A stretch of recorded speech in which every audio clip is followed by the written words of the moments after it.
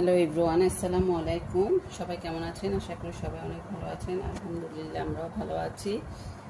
আজকে আমি কি কি রান্না করছি সেটাই আজকে আপনাদের সাথে শেয়ার করব। আজকে ভিডিওতে সেটাই থাকছে। এখানে রান্না করছি গরম এক হাঁড়ি ভাত। এরপরে রান্না করেছি এটা কি মাছ সেটা আমি জানি না, হয়তো বা রুই কাতলা কোনো মাছ হবে, আমি জানি না। রান্না করেছি মাছ, রান্না করেছি টমেটো দিয়ে একটা ঝোল। এখানে করেছি লোকটা শুটকি ভুনা।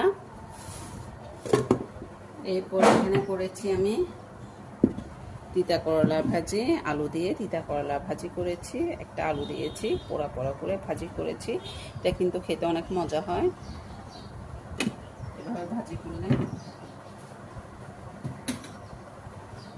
এরপর আমি গতকালে গরু মাংস ছিল, সেটা বাচ্চাদের জন্য, বাচ্চারা খাবে, ওরা